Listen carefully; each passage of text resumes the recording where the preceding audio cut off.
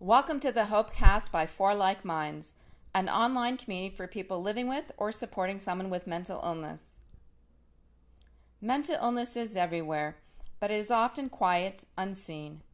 Here at the Hopecast, we're meeting you where you're at to show you that hope lives, recovery is real. Please note, this Hopecast contains material that might trigger some people. It can be a long, hard road to recovery, and recovery is not a cure. Recovery in mental illness is living a full and meaningful life. The journey starts with hope. It can be very hard to find or regain it. Stigma often blocks the way.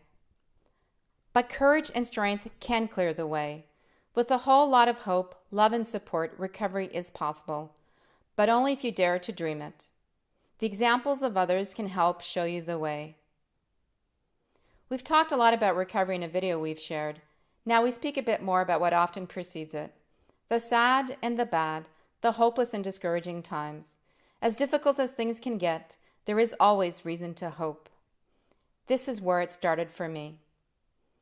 It started by suspecting, feeling that something was not right, but dismissing it, hoping it would pass. The stresses of social injustice, a sexual assault by a friend and classmate, academic stress, career issues, family illness, disappointments to myself and my family. Finally, a shocking diagnosis reached in just a few minutes. I didn't even know what bipolar was. Nobody took the time to explain it to me. Nobody cared about all of my triggers. They just gave me a label and gave me some meds. Threats of forced medical leave. I was marginalized, isolated, and withdrawn. I felt so alone, far from home, on that big campus. All of that hard work to get here. All of my dreams. Now I'm on the verge of losing it all. And so much blind, angry denial. Many years pass. Another crisis erupts. 911. The NYPD in my living room. Treatment, more denial, refusal, medical non-compliance. My doctor tells me things will only get worse. She's unbelievably patronizing. Forget my prior goals and ambitions. I dreaded my appointments. She says to me, "You are bipolar Roman numeral number 1. I've lost my identity. I'm a disorder, a statistical abnormality. My self-esteem is utterly crushed." But wasn't she supposed to help me get better? Confusion about who or what's to blame. Who can I trust? A whole lot of heartache for me, for those that I love. This disease is devastating and cruel. At its worst, it takes lives. It assaults my mind when I'm manic. I believe I'm a prophet. I make religious shrines. I trash my apartment. I run all over the streets of New York City recklessly. I break into a house of worship to pray and arrest a criminal record. My moral superiority wreaks havoc. I buy a house sight unseen. I brought a homeless man home for tea. At my peak, I experienced a massive manic episode in the heart of New York City at one of the city's most popular tourist destinations. John Lennon's Imagine Mosaic in Central Park. I imagine a world without me or anyone else in it. The end. God made me the messenger. Why can't others see it too? I was trying to save the world, while others laughed and took pictures of me. Siren sound. This is it. My husband explains that I'm sick. The ambulance picks me up just a few steps away. The EMS wraps me in a sheet from head to toe to contain me, to hide me. They say I'm a wild one.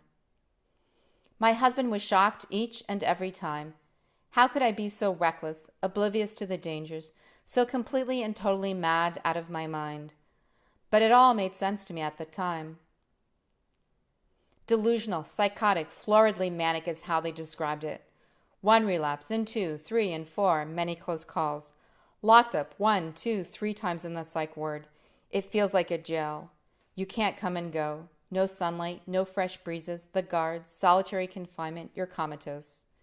The physical and chemical restraints make clear, you're locked up. When will the relapses end? This is bipolar in all of its glory. How can I live with this? I was mortified by all that I had done.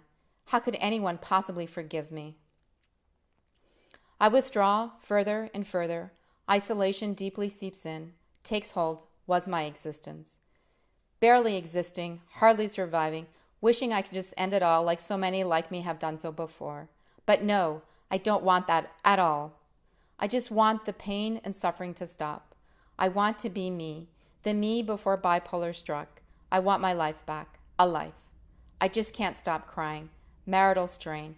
Can I ever have kids? What kind of manic mother would I be? I threw it all away. It took away my dreams. Unemployment, dependency. People now expect far less of me, some nothing at all, now that I'm just mentally ill. I'm a lawyer. I went to an Ivy League for this.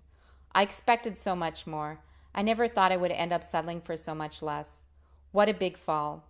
Oh, the burden, the guilt. This treatment, this med, that med, Zyprexa, obesity, Seroquel, sedation, lithium disease my parathyroids. The side effects make it hard to stay on the meds. Now everyone just thinks I'm lazy. See how fat I've become. They minimize my pain and suffering, dishearten, discourage me when they say, "Can't you just get better? Cheer up." Am I to blame? Am I trying hard enough?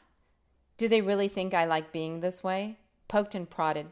Nothing seems to work. Will anything ever work? Why bother? Maybe I'm just unlucky in life.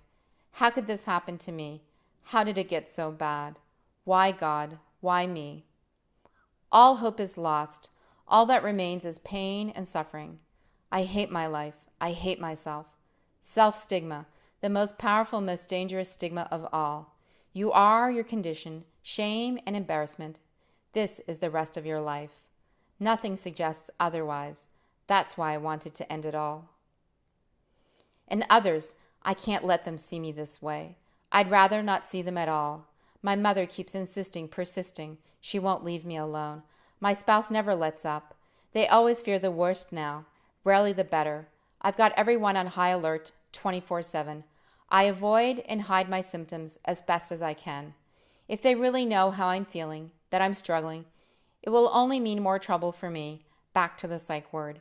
And why cause worry and all of that pity and sorrow?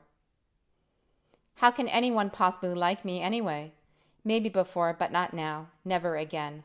I'm completely alone, alone even from myself. It just keeps getting worse with no end in sight. But all of a sudden, out of the blue, it starts to get just a little bit better. I see someone who's done it, who's taken back their life, others fighting their way through it. I think maybe I can too. Stigma has kept me in exile for far too long. I've had enough. When hope finally returns, it takes stigma down. I start to get back up on my feet. 1 step, 2 steps, 3 steps forward, 2 steps backward, forward again, and so on. It's a slow journey, but it is doable. Despite what many may say, many may think, mental illness is not a terminal illness. I self-empower. I love myself. I take care of myself. Most importantly, I believe in myself. I believe I deserve so much more. I believe I can and I will get better. Others have done so, and so can I. Adding to that, more positive examples and a whole lot of love and support, a caring and loving family, great medical care, all lifting my hope. I reached stability, but that was not enough. I had to reach recovery to have a full and meaningful life. I reach it. I'm in recovery. I've arrived to where I hope will be the rest of my life. It's a truly wonderful, blissful place to be alive again. A family, a career, happiness. I am eager to show people the new me, to tell them, I know what you thought about me because I thought it too. But look at me now.